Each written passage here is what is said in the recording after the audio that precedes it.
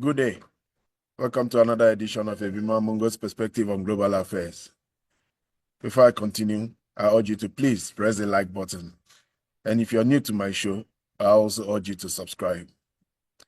I'd like to apologize for not having a show yesterday. It's because I'm in transit. I'm actually in an airport now. I'm in Saudi Arabia, and I'm in the Saudi airport. One of the things you find out about the Middle East is that there's continuous construction every day, everywhere. So even in the airport, there's a lot of noise, obviously from construction because it's the night now. So I apologize for any noise you may be hearing in the background, but I try to make this video as so that I can update with what's going on. Anyway, today, the theme of my video is about Britain and the paranoia that has seized Britain. Yes, the government of Britain is scared. They are afraid. They are paranoid now. And why would I say something like that? Why would I say Britain is now engulfed with serious paranoia? It has to do with a new agreement that was just launched, a new agreement that was announced recently. It's called the Lunar House Agreement. It's between Britain and Norway, and it's an agreement to try to track down Russian submarines. United Kingdom and the British government is afraid of Russian submarines. We know the role that Russia is playing in this war now, but we also know the role that Britain is playing, particularly in the Russo-Ukrainian war. Britain is full in, head on in this war. They are helping the Ukrainians. They are helping them not only with military training, with aid and financial assistance. They are also helping them with their asymmetric actions that they are taking now against the Russian state. They were fingered in Operation Spiderweb. They were fingered in almost all the actions that are going on in the Baltic Sea. Because as we remember, Britain was once a mighty maritime power, one of the biggest the world has ever seen. And they tend to have this interest in maritime affairs.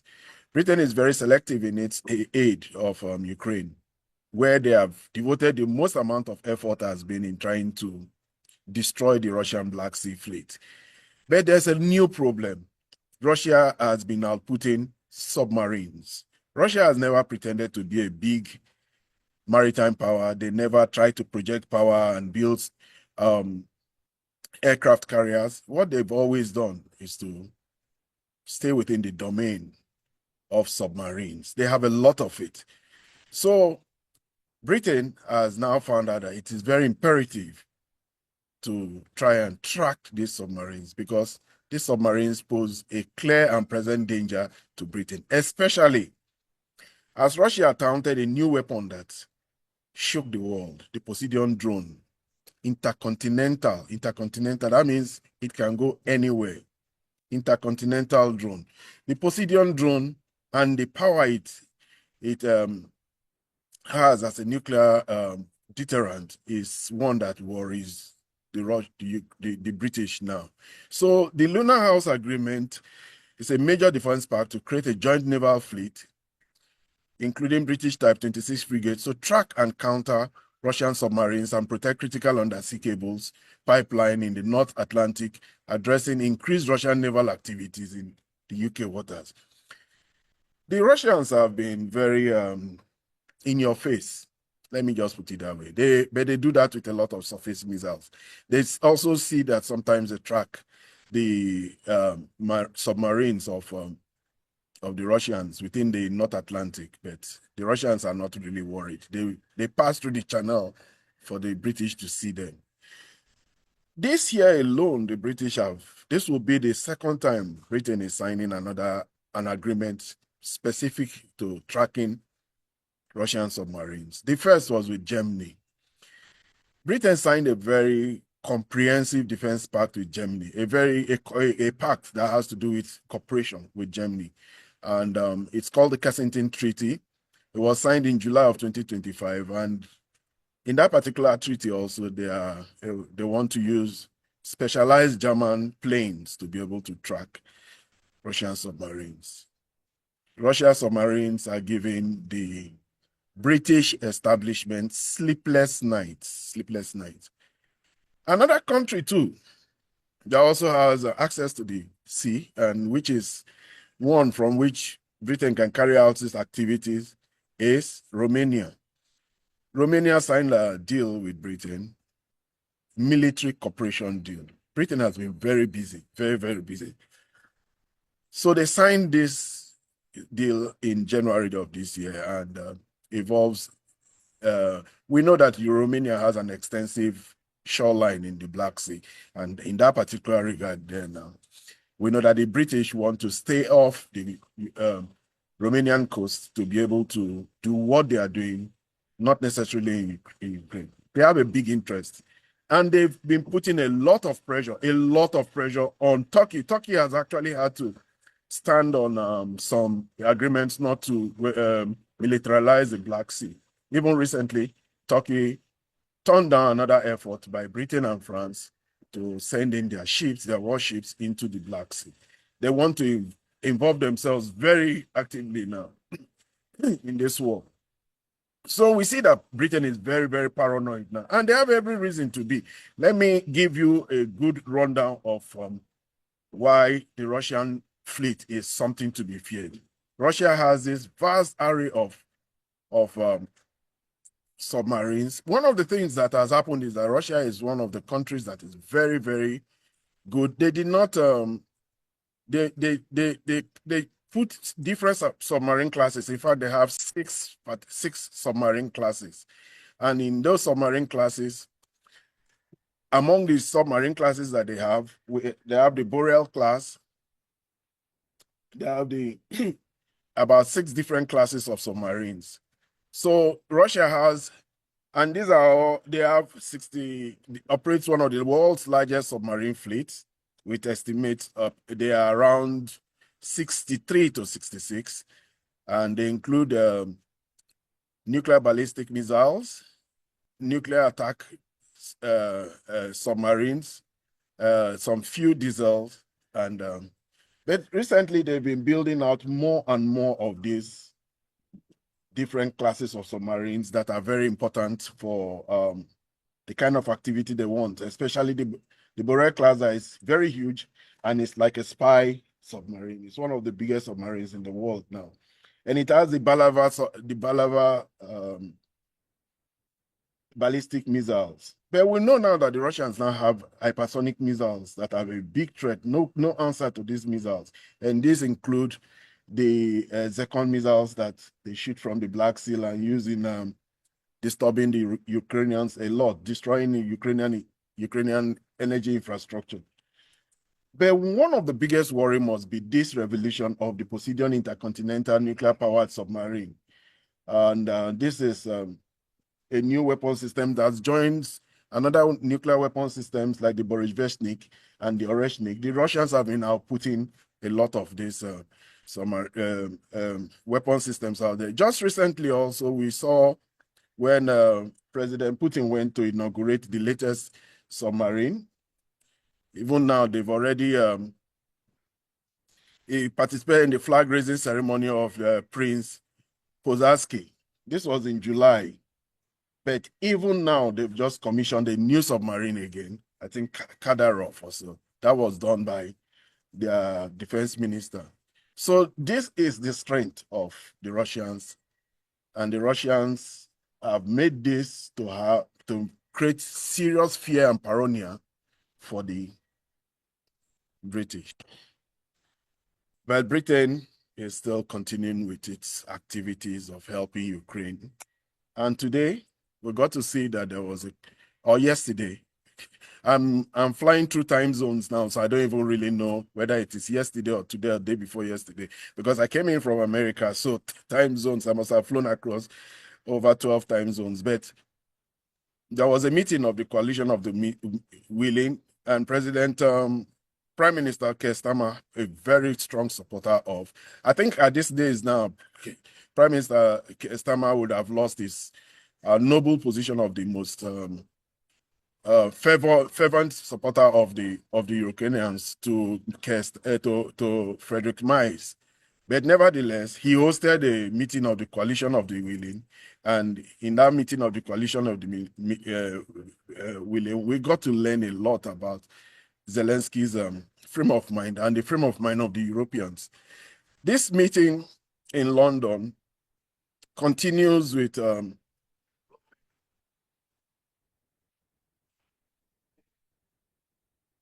conflict at a critical stage now in the push for peace. But we will talk this afternoon about the plan in some detail, but the principles remain the principles that we've been raised on for a very, very long time, which is that we stand with Ukraine, and if there's to be a ceasefire, it needs to be a just and lasting ceasefire. And that's why it's so important. So he continues to assert that they stand with Ukraine. The meeting was one that was attended by not only Keir Starmer, he also had the German Friedrich Merz and Emmanuel Macron, and they were all showing their solidarity with the Ukrainian people. What came out of this meeting anyway?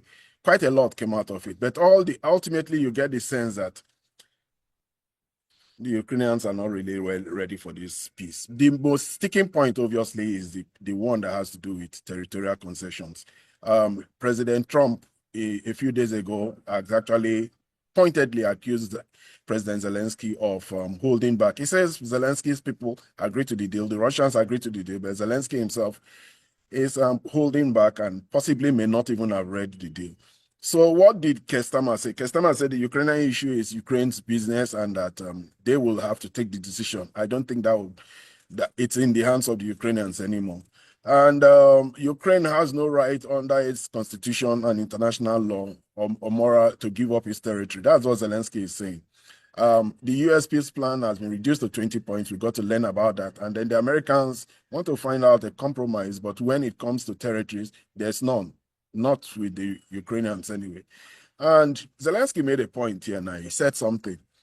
He said Donald Trump has his own vision of how the war should end, which differs from that of the Ukrainians. And he says they need to be very aware and very sure of American security guarantees. In fact, he even said that it is very imperative that American security guarantees, if it is given for them to concede territory, that it has to be ratified by Congress. So in effect, he does not really believe President Trump's words for any form of backstop or guarantees. Ultimately, we get to see that the Ukrainians and Zelensky particularly is not really it's not really there yet. He continues to say that it is. He said a statement that was very important.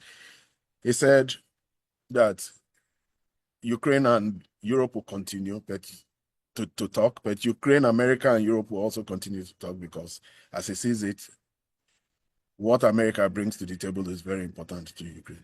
But then again, we'll go back to the British, which is the theme. What is British real motive here? You get the sense that most of the Europeans, the whole European state, much as they want to help the Ukrainians, they also want this war to continue. They put every single obstacle to stop this war from ending. And we see this in the statement of Frederick Merz. Frederick Merz has become very hawkish about it. And even Macron was saying that Europe has a strong hand now, and that he has even said some things and hinted that something very significant is going to happen to the Russians. Because as he sees it, the last round of sanctions was very painful for the Russians and it's doing a lot of damage to the Russian economy. That's how he sees it. And he said something very cryptic recently. He said that the Russians are going to face some real hard times in the coming months. So the French, the British, and the Germans, we know, and the Baltics, recently the Baltics they are meditative in these days. They are really worried now because President Trump has signaled. And this is how he's getting them to be less hawkish. He has signaled that he's going to withdraw American troops, starting from the Baltics. The Baltics joined NATO not to contribute anything because they are very puny in their population. very puny in their economic contributions. What they came with was a large baggage of anti-Russian and Russophobic tendencies, historical hatred of Russia that has tilted the whole of EU and the whole of NATO towards making Russia the one and only and sole agenda of European institutions. So the President Trump has come to recognize this. His new security strategy statement has even identified this. And what did he do? He has said America is moving away from Europe. He has already hinted that they will be moving away from the countries of the eastern of the Baltic. And I think he wants to build better relationship with the Eastern and Central European countries. He has also hinted that he will want Poland to be a member of the G20. He's trying to build a relationship because he does have a good relationship with the president of Poland. That we know, but not with Donald Tusk. He's not a fan and friend of Donald Tusk. The first person one of the first prime ministers to go and visit President Trump was Donald Tusk, and Donald Tusk had to wait a long time before he got the privilege of seeing President Trump just after he was inaugurated. Anyway, going on to other matters, this worry, this determination of Europe continues. President Zelensky is at this very moment in Brussels. He just went and he has gone to meet the NATO Secretary General. Of course, he's trying to get to know how hear their points and see what kind of contributions they're going to make, especially as they have budgetary constraints. This budgetary constraint is one that is very painful for the Ukrainians. They are broke, they are being battered, their economy, their infrastructure is being destroyed, energy and logistic infrastructure. The attempt to rebuild it is it's going to be a very costly one. But that's not even half of their problem. They still have a government to run. They still have administrative costs to put out there. They have salaries to pay, and that's where the problem really lies. And that's because once the soldiers are not paid, we know that on a pay parity, the Russians are way, way, way ahead of the Ukrainians. So when the Ukrainians are not paid, this war has already ended. It will be it will not help any form of patriotism. We see how Ukrainians are classifying a lot of their war dead as missing in action. The reason being that there are so many benefits that go to the widows and the families of soldiers that the Ukrainian state may not just be able to bear it. So they have an uncommonly large categorization of dead soldiers as missing soldiers. That way they stave off paying. So when they don't have this money and this money is not coming, there probably will be a collapse. Already we see the pressures that they're having on the battlefield, and this will definitely be the one that will push them finally into a full state of collapse. The news coming off the battlefield is one that is very harrowing. Civex has been overrun at such a pace that is quite shocking to even the observers, because Civex was a strong bastion, strong fortified bastion of the Ukrainians for the past 3 years. These last cities that the Russians are having to battle through, Kramatorsk, Sloviansk, and Kupiansk, and all this other, Konstantinovka, these are the most fortified. Definitely, Pokrovsk and Minograd are the most fortified. Minograd, though, the soldiers are not surrendering, and because they are not surrendering, they are paying a very big price. I have a video I will share, and it is one that shows us how very harrowing this war is for the Ukrainians and all. But in trying to help the Ukrainians in their finance problem, with their finances, he is currently now not only meeting with the NATO Secretary General, he's also meeting with Ursula von der Leyen. Ursula von der Leyen has her hands full. She's very determined to get hold of the Russian frozen assets, use the framework of the loan, the reparation loan, but it is still not enough. Already we see that Hungary has threatened to sue. Hungary has blocked it. Slovakia, we don't know what their role is so far, but we know their tendencies and their leanings. They have also said that they are going to block it. And and the Kaya Kallas and all of them, they are doing very desperately trying to find a way to raise this money and all that has been put out. I think the biggest blow to this attempt to raise the money, not only the fact that President Chancellor Merz and Ursula von der Leyen went to meet with the Prime Minister of Belgium to try to talk to him, assure him, and tell him that all the other countries will contribute. It still hasn't changed and he hasn't balked. So this is the big problem. The big problem is that if Ukrainians run out of money, Ukraine as a country will stop functioning, and as an administrative unit will stop functioning. And this is also coming at a time when President Trump has initiated strategies to undermine Zelensky through the anti-corruption deal. We get a lot of report these days. New York Times put out a report. We got another report also from the Telegraph. We get reports about corruption in Ukraine. But one of the big reports I got recently was one where regarding the battle situation. Let's talk a little bit about the battle situation. The battle situation is such now that even the mainstream media is beginning to acknowledge it. There's no pretense anymore. I have this story here now from the Telegraph. The Telegraph put out the Telegraph put out a headline where they said what we already know from so many days of following this war. This is what the Telegraph said. Russia rapidly gaining territory in Ukraine as peace talks start. They put out how Russia has covered so much ground in the past 2 months. Russia has covered by far more territory than they were able to. That's just because the most fortified parts of Ukraine, the part where they had to grind and fight and do all they could to hold on to this war, has finally been overrun.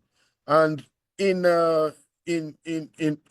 Minograd now, the final cleaning of the Russian Ukrainian soldiers is going on in Minograd. There we are seeing now that the soldiers that chose not to surrender are being wiped out.